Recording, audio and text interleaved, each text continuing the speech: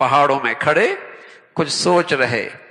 ساتھیوں نے کہا عمر سخت دھوپ ہے، کیا سوچ رہے ہو ان پہاڑیوں میں؟ فرمانے لگے میں ان پہاڑوں میں پہلے بھی آیا کرتا تھا اور اونٹ لے کے آیا کرتا تھا، جب شام کو واپس لے کے جاتا تو میرا ابا خطاب مجھ سے کہتا عمر تجھے تو اونٹ چرانے نہیں آتے، تو دنیا میں کرے گا کیا؟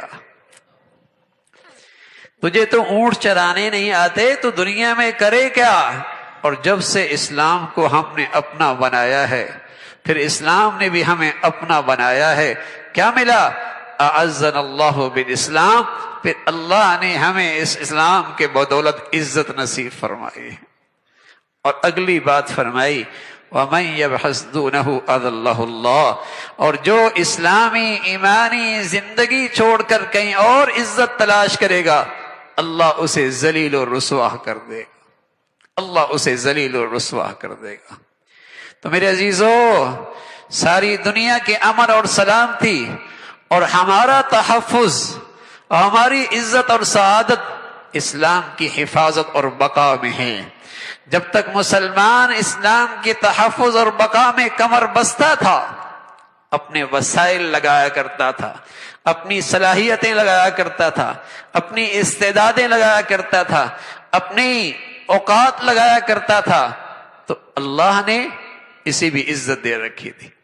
لیکن جب سے یہ اپنی ذاتی مفادات کے گرد اس کی زندگی گھومنے لگی، نتیجہ کیا نکلا؟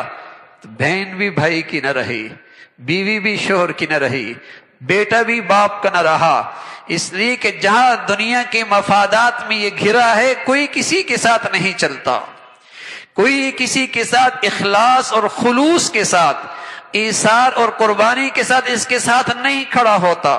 یہ واحد اسلامی زندگی ہے۔ اگر اس کی تحفظ کے لیے مسلمان کھڑا ہوتا تو پوری دنیا کے مسلمان اس نقطے پہ اکٹھے ہو جاتے۔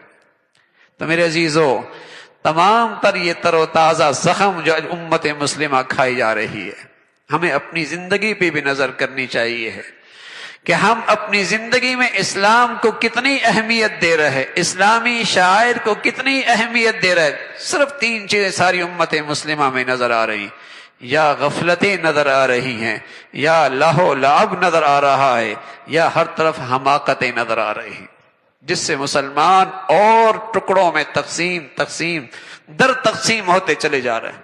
یا غفلتیں ہیں، کوئی پرواہ ہی کوئی نہیں کہ دنیا میں آئے کس مقصد کے لیے، یا پھر لہو لعب ہے، کھیل تماشے ہیں، مسلمانوں کے وسائل صلاحیتیں ساری اس کے گرد گھوم رہے ہیں۔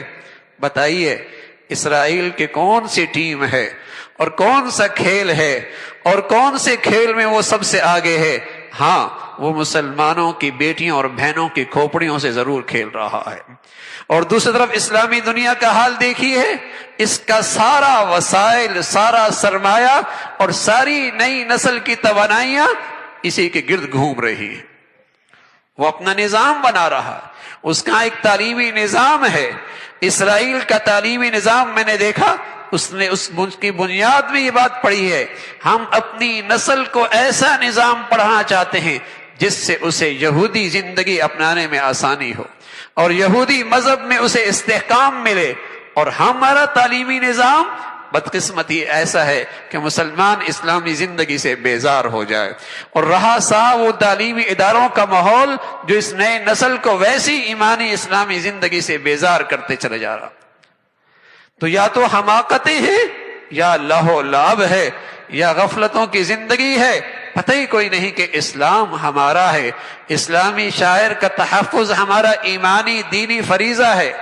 تو میرے عزیزو، ان حالات سے سبق لینا اور ان حالات سے سبق لے کر اپنی زندگی کا صحیح رخ متعین کرنا یہ وقت کا تقاضا ہے۔ اللہ مجھے بھی اور آپ کو بھی جو کچھ کہا سنا عمل کی توفیق نصیب